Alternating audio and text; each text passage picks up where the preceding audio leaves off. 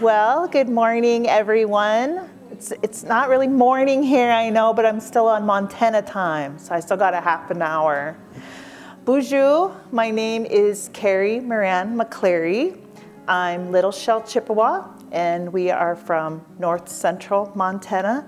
That's where our tribal headquarters are. And you'll hear throughout the talk that we've really wandered about Montana and the Dakotas for many years, but our headquarters are now there in north central Montana. I live on the Crow Reservation with the Apsáalooke people, and I've been a guest there for more than 30 years, have family there, and we're in south central Montana. So my talk is about the westward expansion of our floral work into the tribes moving out west.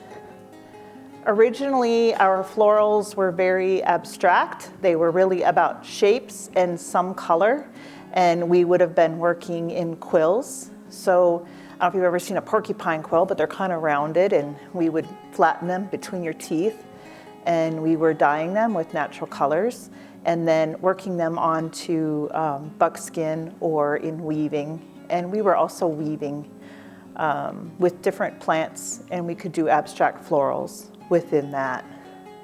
The fur trade really came into the area where my tribe originally was, in what would be the central part of Canada, south central, and that begins in like the mid 1600s. At that time, we began trading for beads, and we really liked them. So everything started to be beaded, even into our weaving. And if you think about like loom beading, when you see that kind of beading where it's like a hat band maybe, I think that's kind of where that comes from, is that original weaving where we were using natural materials and then started adding in beads. Not as many people do that anymore. I don't know, maybe one or two people that know how to do that. So with the fur trade came the trading and the beads, followed by the Catholic Church, which brought many nuns. And the first thing the nuns wanted to do was check out what these women are up to, right? They want to give us something to do. So we started embroidering. They wanted us to learn how to embroider.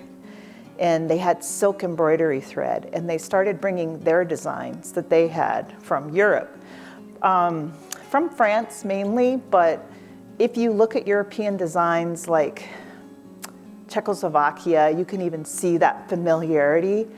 And if you've ever seen this kind of scarves that everybody has that have the floral right now, they're very popular. They're like yellow, blue, purple. Those are actually made in Czechoslovakia. That's a Czechoslovakian flower. So you can see how all the tribes, especially, because of powwow, we see what each other are doing. And so that's the transference of those florals. As the fur trade continues, we get pushed a little bit from other tribes, because at that time, the East Coast is starting to push out those tribes. And what our people mainly did, some people pan for gold, some people sell the shovels, right? That's what they talk about all the time. We're kind of like that. We weren't into the fur trade. We were into the fur trade a bit, but the primary thing our bands were doing was traveling out onto the plains, and we were hunting for buffalo, and then along the way out that way to Dakota and Montana from the Red River area, we would stop and pick the plants we had always picked. We would gather the medicinal things that we needed that we saw along the way, because we're now leaving our area, at a prime time for this collection. And we hunt buffalo, a lot of buffalo. We developed something called the Red River cart. And these carts, we would paint our florals onto them using natural dyes. And as we're coming out onto the plains, we're getting as much buffalo as possible and drying it, taking it back and selling it to the forts. And that's what they're living on all winter, is this dried meat. Well, as we're traveling, of course, people are seeing our beadwork. They're seeing us wear the beadwork. They're seeing it on our carts. They're seeing it on our animals. And, Indians, we like to be fashion mavens, right? So, of course, people are like, oh, I never saw that before. So they start copying it. They start to think about it, and you can see that transference even that early. As that continues, we're coming back and forth across the border very frequently. And to us, there's no border. It's just the routes that we take. We're going back and forth. And we meet up with more tribes, and they start to see what we're doing. And again, still copying it. We were not, through this back and forth, our people, when they started to make reserves, First Nation areas in Canada, and reservations in the United States, we were not included. We would come across the border and the Army would chase us back up to Canada. We'd get up to Canada and the Army would chase us back to Montana. Nobody really, I don't know why, we just didn't have that going on, but we had ties in so many places because we had been going back and forth for like 200 years. So after the Riel Rebellion, which was a large military coup sort of in Canada, then we weren't going back to Canada so much anymore. It was pretty dangerous for us to go that way. We don't get a reservation. There's still several bands that are going around. And in 1916, one of the bands from Chief Rocky Boy, they get a reservation. And I need the paper, I think. Okay, that's fine. Thank you, babe. And we're left without a reservation. So by 1916, there's no bison, right? And there's very little game left in Montana and the Dakotas. So the groups that are moving on to reservations, although they're getting really terrible rations, they're getting rations. They're getting something. Our group of people, we're starting from nothing. So in order to be able to feed ourselves immediately, the men start doing jobs like farming for people, doing woodworking, things that they had known and they're learning quickly, and the women began beading. At that time, we headed to the Flathead Reservation, which is the Salish and Kootenai tribes in far western Montana. They invited us to come stay with them. They felt bad for our people. The women start beading for them immediately because that's the only cash we're gonna have. And we'll take so little, and the tribes do have a little bit of money, not a ton, but they have something. So they pick up those patterns. Well, the Indian agent notices after a while, but wait a minute, who are these extra Native people? They don't belong here, you don't go here. So they give us the boot.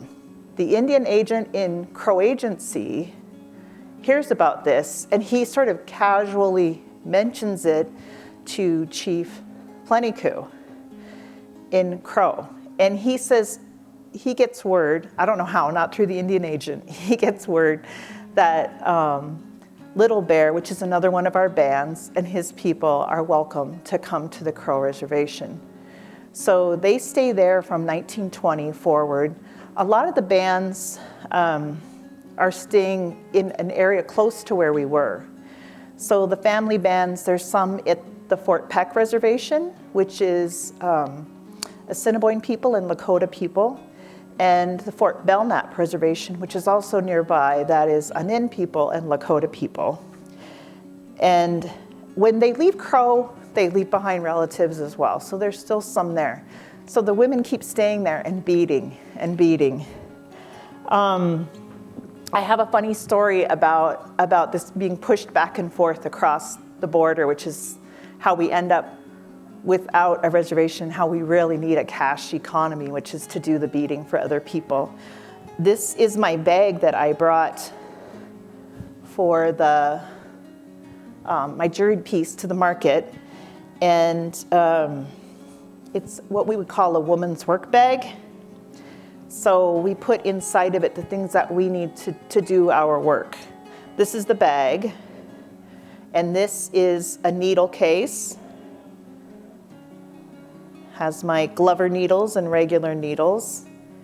And then we have a scissor, what we would call a scissors pocket, and a little bag to hold beads that you're working with. When I was trying to pick a piece to come here, you always try to think of something unusual or you're not gonna place well. Plus it's just more interesting to do something different when you're working, right? So I heard a story my daughter had seen in a book, And it was documented because there was letters from an Army captain back to his command. And he said he was it by Shoto or Havre? Shoto? Okay, so it was by Shoto, which is another area in Montana where one of our bands stayed. And he lists the names of the people, so that's how I know it's my family. It's my great-great-grandparents. So they're camped. It's the 1840s, and the buffalo are beginning to disappear. And the men are out hunting buffalo, and there's a couple of old men and women and children back at a camp. And there's about 45 women, or 45 people back at the camp, women and children. They have 30 of these carts that we use, these Red River carts, quite a few horses. You know, they would have taken their buffalo horses, not their everyday horses. And of course, dogs. We always have dogs. They're waiting and waiting. No one's coming back with buffalo. But these 4 cows come wandering within their range, apparently. And so the women, obviously, they just kill the cows and start butchering them right away. And they're tanning the hides right away. And one gentleman, a little older man who's left at the camp, my great-great-grandfather, he goes into town for supplies, I imagine, I don't know. Somehow he overhears that now the people in the town are on to this situation where people are killing cows and butchering them and eating them, right? So he overhears it. He's like, oh, I better get back to the camp and warn them, and we'll move real quick. Somebody else in town sees apparently the one Indian leaving the building, right? So they arrest him and they put him in jail. And the Army captain finds the camp. And when he writes his letter back, he says to his superiors, he gives them these numbers. He lists the individuals that were arrested. He does not list what they do with the children, does he? It's of no matter to him, apparently. But he said that he saw them butchering and tanning the hides. So when I was thinking about that, I thought, you know, when you're doing a quick tan, you may not take the hair off the hide. So I thought it would be fun. I have worked with hair on cowhide before, but I was like, oh, I want to do that again, right? So that's how come I picked this hide for this project. I also have a habit when I'm getting ready for a show, I will keep making all my beadwork. I mean, I did this last night. I don't know why I do this to myself. I keep getting all the beadwork done, but I don't put the wires on the back. I don't put the hooks on and everything, and I'll do all those later. So I end up with this stack of beadwork. And beginning about 7 or 8 years ago, at Christmas one time, I put them all together and I took a picture of them. Because oh, it's so cute, they're all together like that. So I'm kind of known for these, what I call bead bunch photos. And I'll put them on my Instagram, I put them on stickers, occasionally on a t-shirt or whatever. So what I was thinking about was that's like when I have a bounty. I feel like, oh, I'm going to a show and I have all this work ready. And depending on the size of my bead bunch, I feel more confident or less confident about what I'm doing. So it'll always be in pairs. And in this piece, you can see like the yellow flower. Of course, there's 2, it's a pair of earrings. The blue flower, there's 2, it's a pair of earrings. So everything is a set. There's 2 of them because it's earrings. And then the bluebird, he maybe would have been going on a hat or a purse or something. And so he's just laying in the middle because he looks good. So when I thought about the time that she's doing this hide, you know, they're really hungry. They're not coming back with the buffalo. Their lives are really changing. And there's no elk, there's no deer, but they find these cattle and they make do for their families. So what I liked was thinking about her bounty and my bounty. And it's funny because I do this beadwork and I sell it to people from all kinds of different tribes because now they're used to our florals. They see them all the time. And that's really cool that we've made that move, right? So the thing about it is, though, that I brought these other pieces today because, yes, you know, they started making our florals, but they still make them their own, like any artist would do, right? she's gonna be like, oh, I really like that 4-petal flower or that 5-petal flower, but she's still gonna do it in her own way. So my example of that is this cradle board up front. This is a classic crow style cradle board. They'll have 3 or 4 straps, and they'll have, if they have 3, typically they have the middle strap be a little different. I made this for my grandson in 2020. His mama is Crow, and of course his dad is Chippewa, like me. I call my grandkids my Chipsalagas. They're half Apsalaga and half Chippewa. So I wanted to honor my daughter-in-law, so I made it in the Apsalaga, the Crow style. And yet, it's really my style because it's my florals. But if you looked at any Crow cradle board, any Apsalaga cradle board, which they're very, Crow beadworkers, very well thought of, it's very well documented, you would see that. So instead of doing it on a velvet or a wool like we would do and have an open back, or very frequently people do their work on brain tan moose hide or brain tan hide, smoked hide, a colored hide, which I don't really do anymore because it's not something I can sell in Crow country, but she would make a beaded background, just like I did on here. So when my next grandson came, I told my daughter-in-law, we're gonna make a moss bag. So this is what we call a moss bag, and they're usually in velvet or wool. My kids had one. My kids was bigger, and I still used it for all the grandsons when they were over. But we would do it on an open piece of work. So you can see, I mean, it's really strikingly different, not just the structure of it, but the treatment of the beadwork. So she did this pretty good. She figured it out. That was good. They like to be all, tight, bound up. And then this set is a buckskin set. This is my brother. I was going to hand this down there. People want to look at it. My Crow brother, I'm so blessed to have Crow family.